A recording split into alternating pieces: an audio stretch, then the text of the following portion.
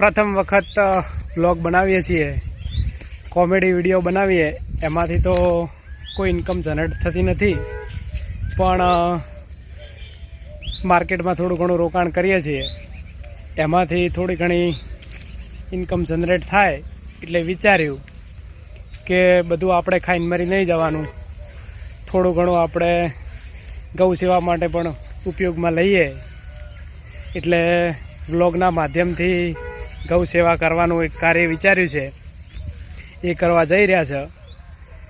એટલે વ્લોગ ખાલી દેખાવ કરવા માટે નથી બનાવ્યો, વ્લોગ બનાવ્યો છે અમારા કાર્યથી પ્રેરિત થઈ અને બીજા લોકો પણ કાર્ય કરે, અનુસરે, એને અનુલક્ષીને બનાવ્યો છે.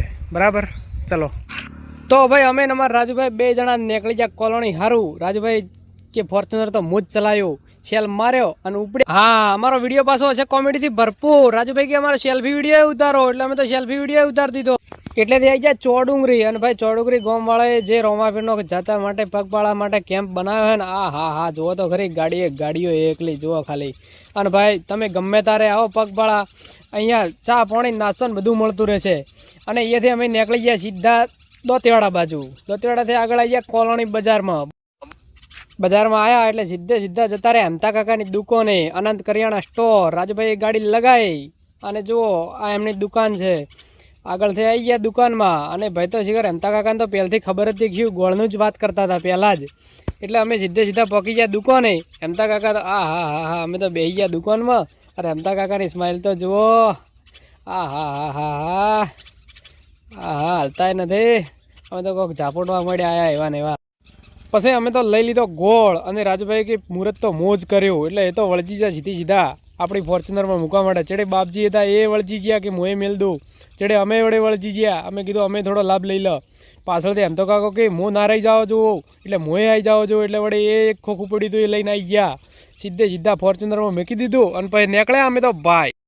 તો આપણે ગોળ બીજો લઈને નીકળી ગયા ઘર સારું. અને પછી અમે મળી ગઈ બસ, બનાસવાળી બસ રેવદરથી આવતી હતી સીધી. પછી અહીંયાથી નીકળ્યા એટલે વચ્ચે મળી ગઈ ગાયો મળી ગઈ. એટલે અમે તો ફટાફટ રોડીએ ઉતારી, કોડીએ ભાજી અને સીધા ગાયને આપવા મોડ્યા.